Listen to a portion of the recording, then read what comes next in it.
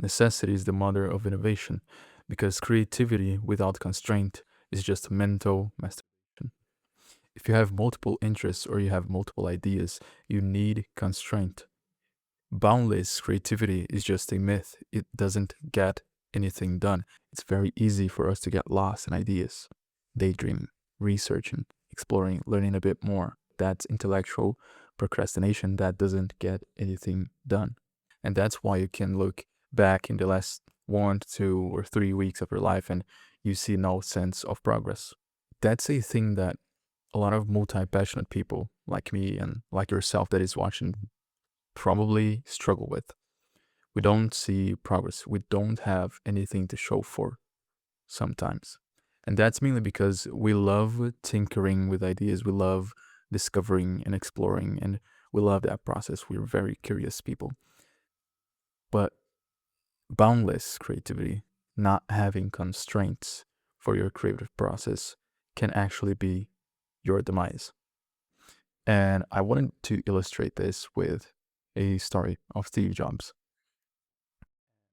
I mentioned him a lot, and it's mostly for his simplicity and how he was very minimalist in his approach, but he wasn't always like that. In fact, when he was expelled from Apple, he was expelled because he was spending Apple to oblivion. And so the board of members expelled him. And then he had this period of time where he founded Next, his next company. And his aim was to build computers to compete with Apple. But here's the thing.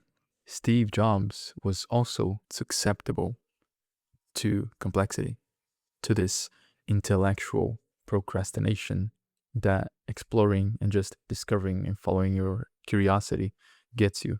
He spent almost 4 years without shipping any single product.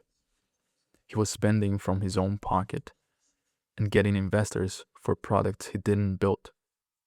He spent 4 years going around and around the same problems because he was always adding features. He was always trying to explore a bit more, push a bit more.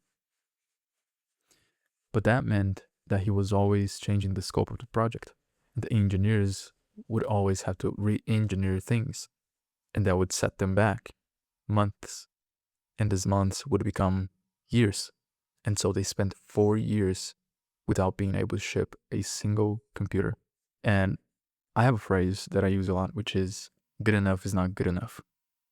And that's true, but it's not true in the sense that you should be excellent in everything.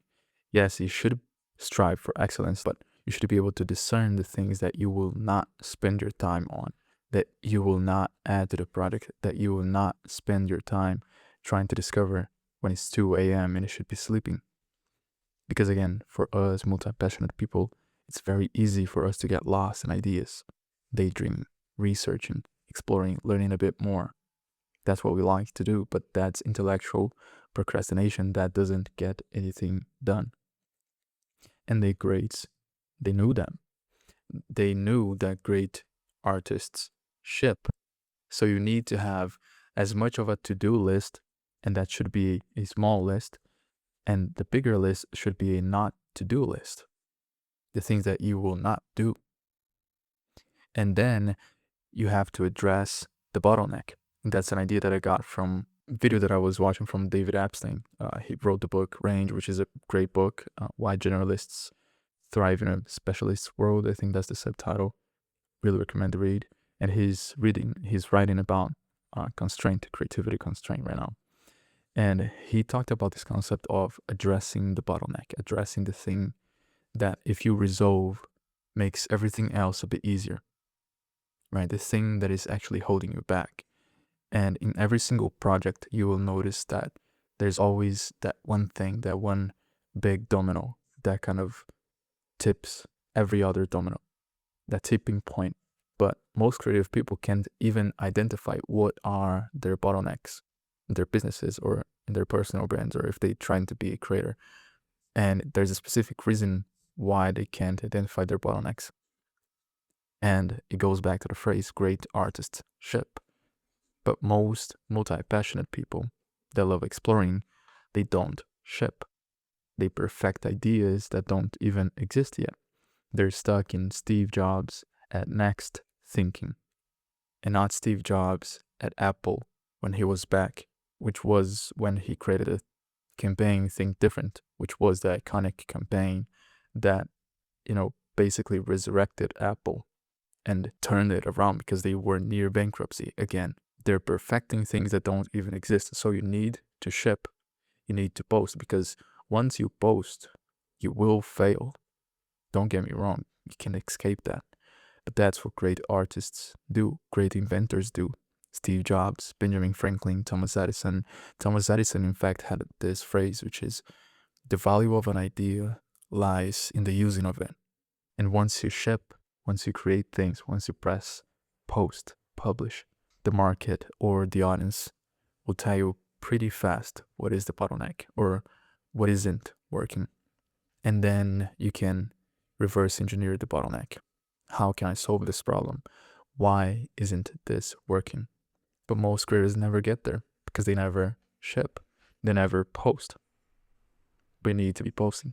That's why I'm doing this challenge to myself of posting every day. I'm failing some days. Today, I was going to post a video, but it got more elaborate, so I'm recording a new one. I'm solving the problem. I am the bottleneck in this case. I think too much, I edit too much, and I'm solving the bottleneck. When Steve Jobs at Next focused on the bottleneck, guess what? He stopped doing computers entirely, and he started focusing on software, which was the thing that they had that was working. The computers were shit. They could not make a computer that worked in 4 years, but the software, that was the thing that was working. So when they focused on that, they managed to thrive. And that led to the software being sold to Apple. And that led to Steve Jobs getting back at the board of directors at Apple and eventually taking over. So when he started to focus on the thing that was working after he addressed the bottleneck, after he realized what he should not be spending his time on, then things started to progress. Then we see the golden age of Apple that we all know and we all admire. Because Steve Jobs learned through failure what he should not do, what he should not focus on. Innovation is saying no to 1,000 things. That's what he said. So, yes, explore. Yes, try to discover new things. Yes, get deep in a rabbit hole at 2 a.m. But filter that exploration through a problem, through a utility, through a goal. Otherwise, it is just mental masturbation. It is just intellectual procrastination. And that won't get anything done. Great artists ship.